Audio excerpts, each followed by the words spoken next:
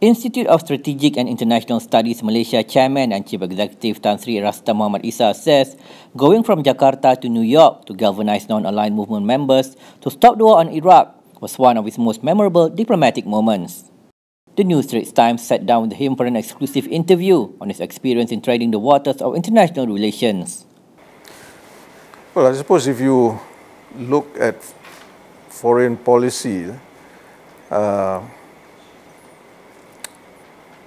in general, a country's foreign policy is dependent on the need to promote its own national interest. So if you look at Malaysia, from the days of the Federation of Malaya, it has always been first to ensure our independence and sovereignty, to ensure development, to ensure peace and stability, not only within the country, but also within the region. Because, of course, what happens outside the region is, of very little control to us. But I think within the region, there's still room to maneuver, there's still room for us to try and influence developments. So I think that has been the way foreign policy has been conducted, and I would imagine that it would still continue today, meaning what is important to us: security, our national security, the security of our borders, our independence, the protection of our sovereignty, the protection of our citizens at home and abroad. Obviously, the South China Sea issue is very, very complicated. First, there is the issue of the territorial disputes and the maritime claims, or maritime disputes and territorial claims, which involve Malaysia, Vietnam, Brunei, Philippines, Taiwan, China, and to a certain extent also now Indonesia, because of the Chinese declaration of the 9 dash lines, which impinge upon the exclusive economic zone and territorial and continental shelf areas of many of the countries, or practically all the countries in Southeast Asia. So that is one issue. The other issue, of course, is superpower rivalry, essentially. Since about 2010, 2011, when the Americans started bringing up the issue and sort of internationalizing it. So that has, to me, created a sort of action-reaction situation, whereby one side, creates something and another side reacts to it. So as a result of which you have, of course, the reclamation activities done by China, the construction activities, the construction of artificial islands, airfields, and so on, and the Americans ramping it up by having their freedom of navigation operations. So those to me are the two main issues. So for us, one is the territorial disputes, the maritime boundary disputes. And the situation is complicated because it doesn't involve only China and Malaysia, for example. It also involves the other countries. As we know, we have a continental shelf boundary with Vietnam. We have continental shelf boundary with issue with Brunei, with the Philippines. And with the Philippines, of course, is also complicated by the claim to Sabah. So, how do we resolve this? I think at the moment, nobody really has an answer. There are various suggestions made, various proposals made, but we know that one of the ideas is to let everything lie as it is first. Work on the code of conduct in the South China Sea. It should be something that China and ASEAN can hold to, but at the same time, it should bring in other stakeholders.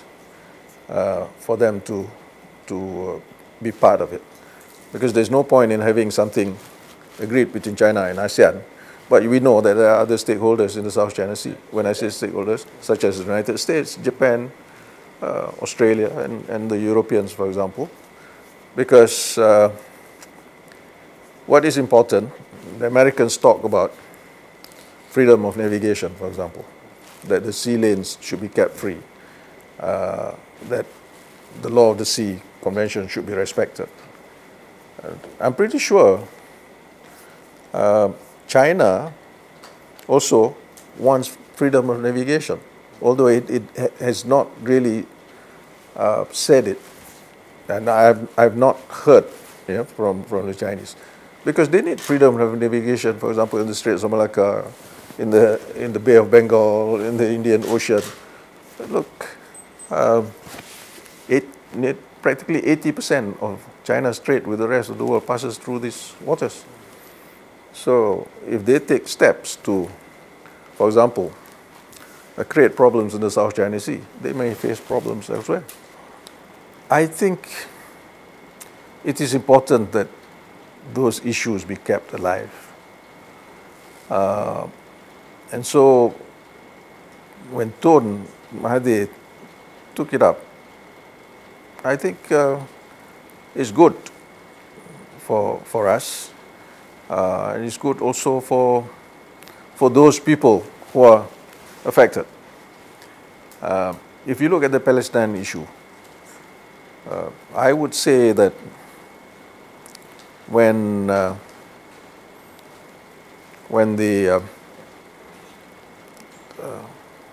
shall we say, the common term used was Arab Spring. When the Arab Spring began in 2011, there was a lot of attention given to the various countries involved. And then, of course, the Syrian war broke out. What happened? The Palestinian issue became almost forgotten. It got moved to the back burner, so to speak. Although there were attempts to find a solution, and of course, when Trump came into office, he talks about this deal of the century and so on. But still, if you look at some of the things that are being done, it's still not consistent with, one, the two-state solution, two, looking at the rights of the Palestinian, and of course respecting the various UN resolutions. So it's good, I think, that someone like Tun Mahathir has brought this up. Similarly, on the issue of the Rohingyas, I know he spoke very strongly about this in New York. I think at one of the fora in New York, he spoke very, very strongly about this. Similarly, all the other issues that concern the rights of people. Now,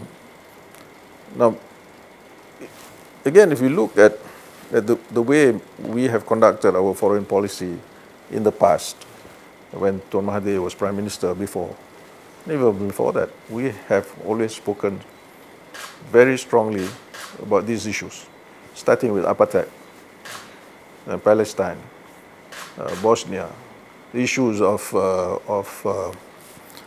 invasions by foreign powers, whether it was invasion of Vietnam onto Cambodia, Russian invasion of Afghanistan, American invasion of Grenada. We spoke against all those. There's a difference between saying something about a situation than, real interference. I mean, when I say real interference, meaning, we really impose ourselves on those people involved in any particular situation.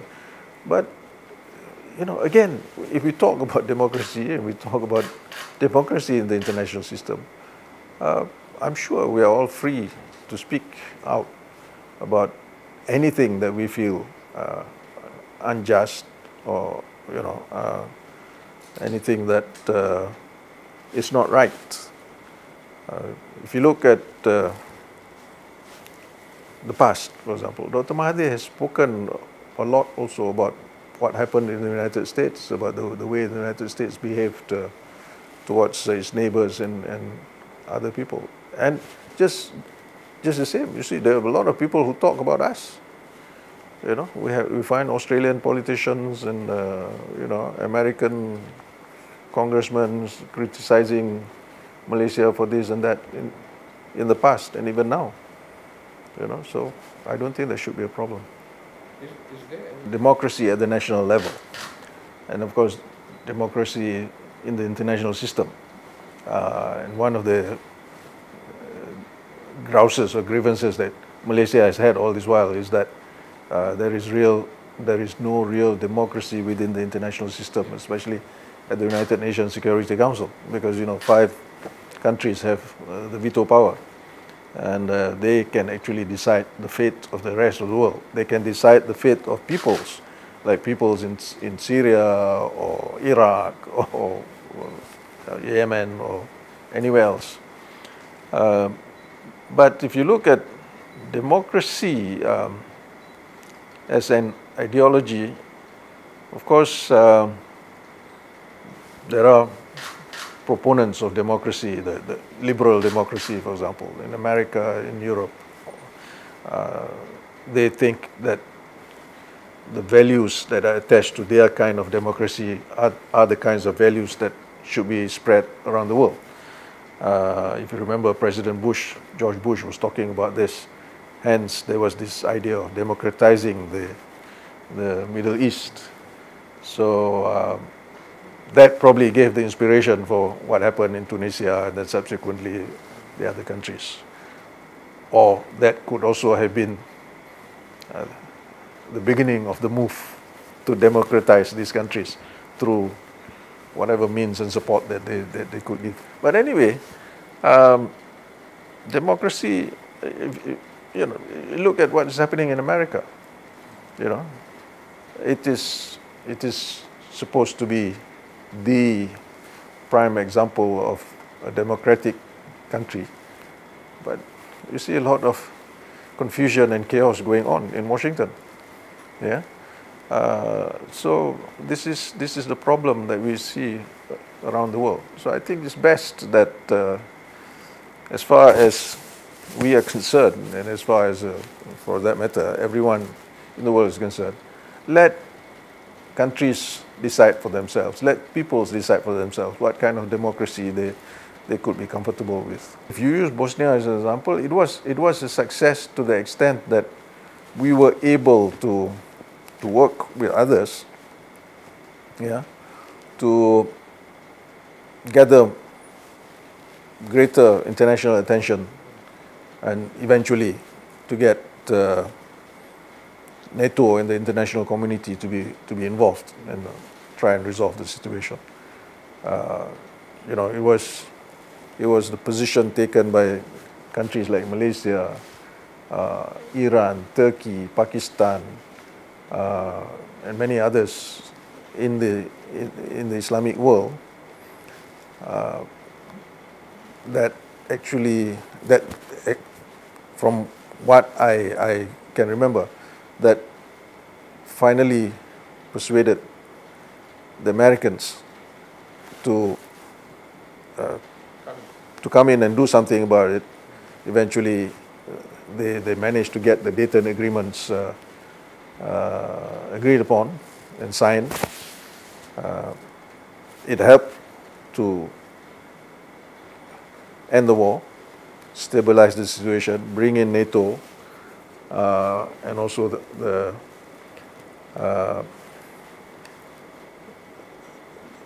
put sort of the institutions together.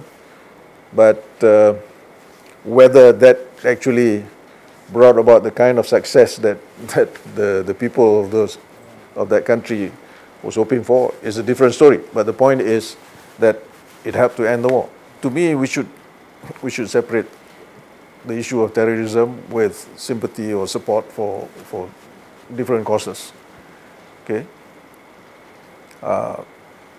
look, the police have been arresting people all this while. I think that by now there's quite a number, probably the number is already in the hundreds.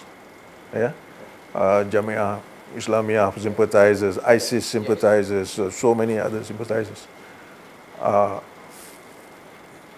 Did we talk so much about it? About whether they should be charged under this law or that law? No, really. Comes out, police arrest them.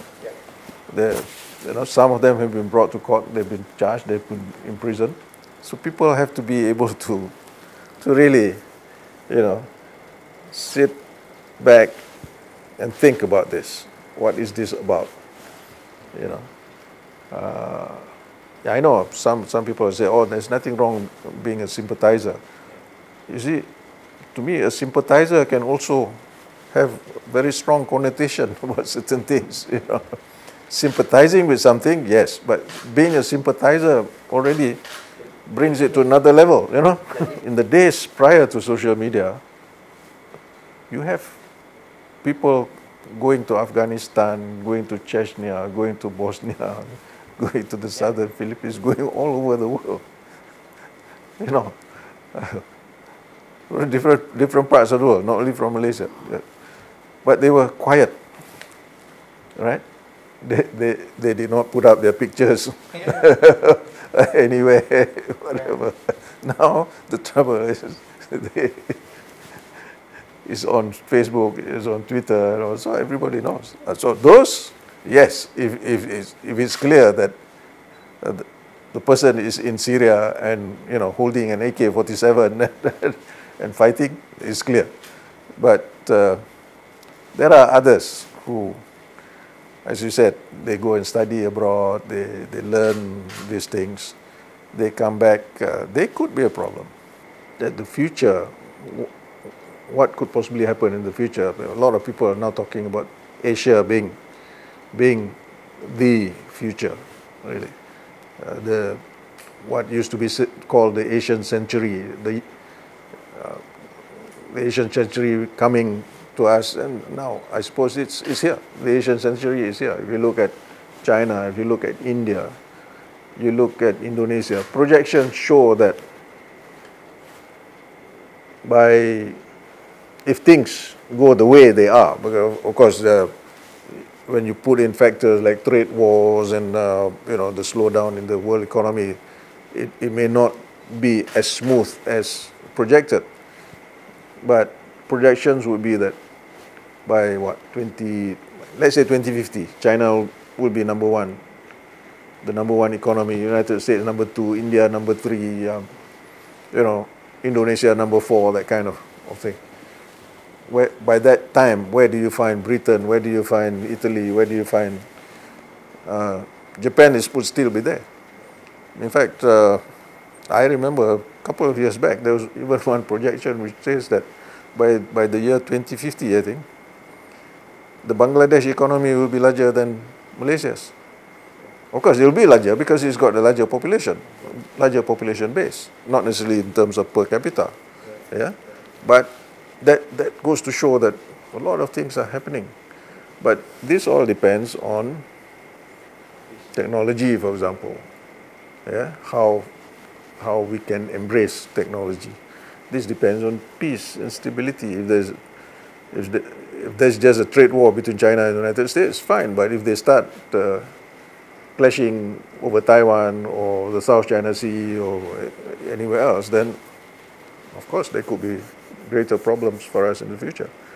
But for ASEAN, I think the prospects are good. Except, ASEAN, to me, ASEAN has to consolidate, meaning has to bring in more of its own internal resources to get things done. Right now, we're still dependent a lot on others. Yeah, I'm not talking just about foreign investments, for example. But if you look at some of those activities, if you look at the various ASEAN documents with other countries, for example, with Japan or with United States, with China, a lot of those, we depend on their ASEAN-China Cooperation Fund, Maritime Fund, itu fund, ini fund. And yet, ASEAN does not spend enough on the Secretariat, for example. If you look at the budget of the ASEAN Secretariat, it's very small.